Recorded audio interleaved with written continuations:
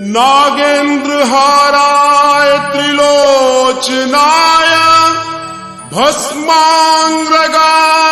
महेश्वराय नित्याय शुद्धाय दिगंबराय तस्मै नकाराय नमः शिवाय।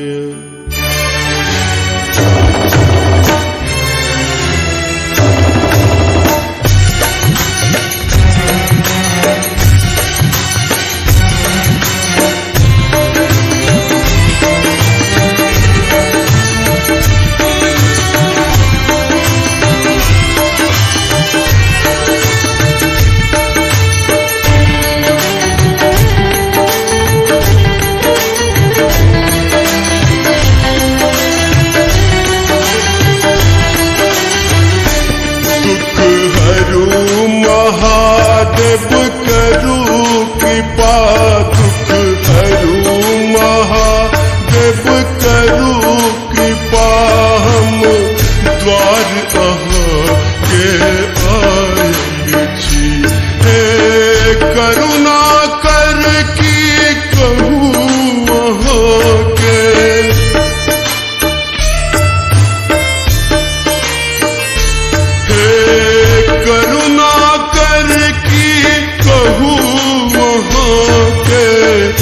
भर जग सो ठुकरायल छी। दुख हरु महादेव करू कृपा हम द्वार अहाँ के आयल छी। दुख हरु महादेव करू कृपा।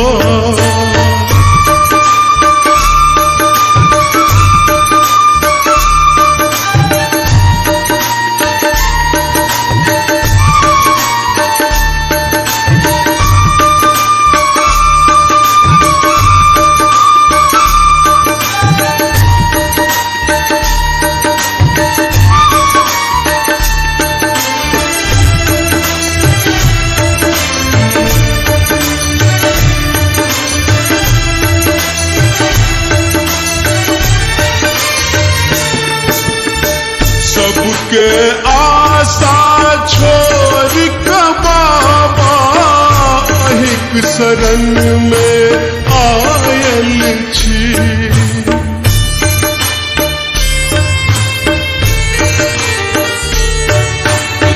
सबके आशा छोड़ के बाबा अहिक शरण में आयल छी। कतक कहूँ अपन दुख भोला दुनिया में भूतियायल छी। हम जग सो बाबा हार गेलो हम जग सो शिवयो हार गेलो हम माया में ओझरायल छी। दुख हरु महादेव करू कृपा हम द्वार अहाँ के आयल छी। दुख हरु महादेव करू कृपा।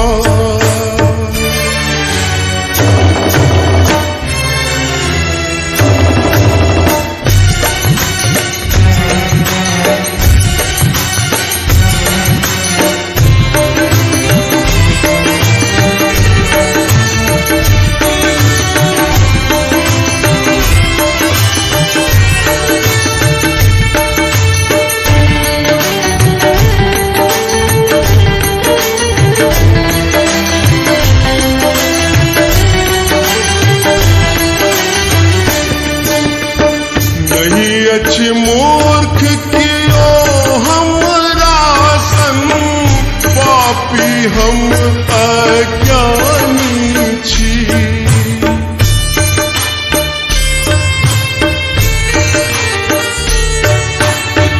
नहीं अछि मूर्ख कियो हमरा सन पापी हम अज्ञानी सबके पार लगेलू तीनों लोक के स्वामी छी दिय दर्शन शंभु आई यहाँ दिय दर्शन शंभु आई यहाँ हम दर्शन के अभिलाषी छी दुख हरू महादेव करू कृपा हम द्वार अहाँ के आयल छी दुख हरू महादेव करू कृपा।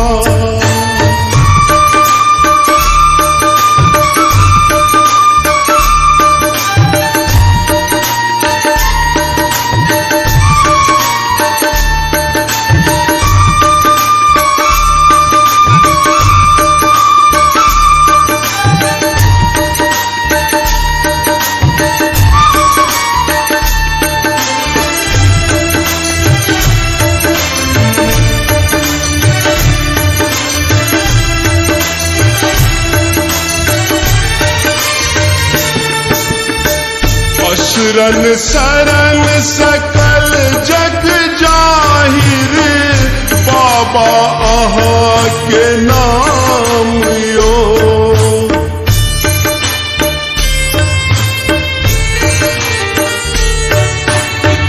असुरन शरण सकल जग जाहिर बाबा अहाँ के नाम यो बेर नजर तब फेरू भोला की अभलो अकानियो हो आहा प्रसन्न शिव हमरा पर हो आहा प्रसन्न शिव हमरा पर दरबार में हम आयल छी दुख हरू महादेव करू कृपा हम द्वार अहाँ के आयल छी दुख हरू महादेव करू कृपा हम द्वार अहाँ के आयल छी हे करुणा कर की कहूँ अहाँ के